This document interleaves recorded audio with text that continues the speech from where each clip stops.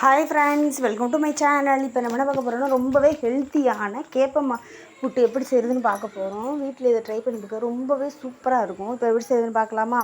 இப்போ தேவையான அளவு கேப்பமாவை ஒரு பவுலில் கொட்டிட்டு கொஞ்சமாக தேவையான அளவு பிஞ்சு உப்பு சேர்த்து நல்லா ஒரு பெரட்டி விட்டுக்கிறோம். இப்போ கொஞ்சம் கொஞ்சமாக தண்ணி ஊற்றி தேவையான அளவு புட்டு அளவுக்கு கொஞ்சம் கொஞ்சமாக பெரட்டிக்கணும். கொஞ்சம் கொஞ்சமாக தண்ணி ஊற்றி புட்டு பதத்துக்கு பெரட்டிக்கணும்.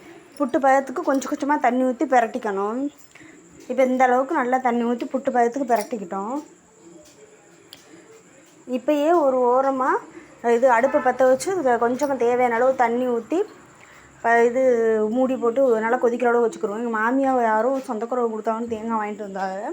அதில் 2 தேங்காய் உடச்சே பார்க்காம இருக்கவும் ஒரு மாதிரி வேஸ்ட் ஆகிடுச்சு. இன்னும் தேங்காய் மட்டும் இருந்துச்சு, அதை தான் நறுக்கி போட்டு தேங்காய் திருவுறது இல்லை, அதனால் நான் பொடி பொடியாக நறுக்கி மிக்ஸி ஜாரில் தண்ணியே விடாமல் குறப்பாக அரைச்சிட்டோம்னா தேங்காய் பூ ரெடி ஆயிரும். இப்போ அதை ரெடி பண்ணுறதுக்காக தான் நம்ம தனியாக நறுக்கி போட்டுக்கிட்டு இப்போ நம்ம ஒரு கையில் ஃபோனு பிடிச்சிட்டு ஒரு கையில் சுவிட்சை போடுவோம். அப்படியே தேங்காய் தெரிச்சிருச்சு. அப்புறம் திருப்பி ஆஃப் பண்ணிவிட்டு திருப்பி தனியாக போட்டு வச்சேன். இப்போ தண்ணியை சுட வச்சு இந்த தண்ணி இந்த அளவுக்கு கொதிச்சு வந்துருச்சு. இப்போ தான் நம்ம கொழா புட்டு செய்யலாம் அப்படின்னு பார்த்தா கொழா புட்டு மோல்டு இல்லாதவங்களுக்கு இதை சொல்கிறேன். நான் கொஞ்சமாக இந்த மாதிரி ஒரு யூடியூப் வீடியோவில் தான் பார்த்தேன், அதே மாதிரி ட்ரை பண்ணி சூப்பராக இருந்துச்சு. நீங்களும் இதே மாதிரி ட்ரை பண்ணி பாருங்கள்.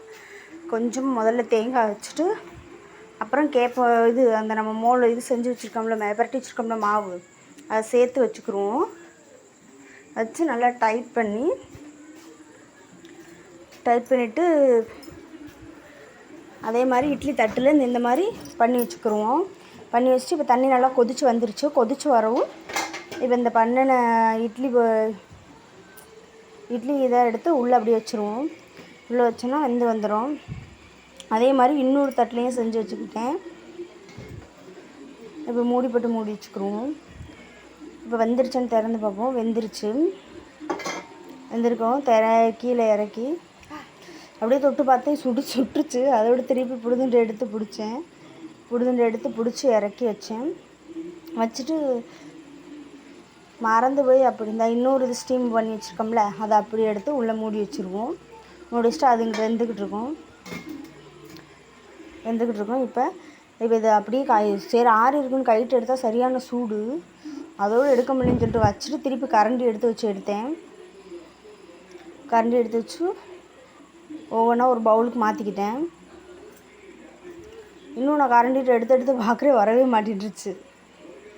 அதோட சரி திருப்பின்னு சொல்லிட்டு கேமரா ஆஃப் பண்ணி வச்சுட்டு திருப்பி இதை எடுத்து வச்சு இந்த அளவுக்கு வச்சு இப்போ கரண்டிட்டு வச்சு மேஷ் பண்ணி பார்த்தேன். புட்டு பதத்துக்கு புதுத்து போகிறதுக்கு மேஷ் பண்ணி பார்த்தேன், முடியல. சரி அப்படின்னு சொல்லிட்டு திருப்பி கைட்டே பிசைய ஆரம்பிச்சிட்டேன்.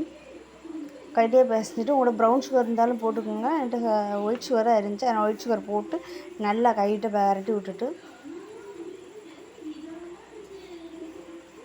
நல்லா இந்தளவுக்கு நல்லா பரட்டி வச்சுருவோம். இதே மாதிரி வீட்டில் ஹெல்த்தியாக செஞ்சு கொடுங்க, பிள்ளைக்கு ரொம்பவே யூஸ்ஃபுல்லாக இருக்கும்.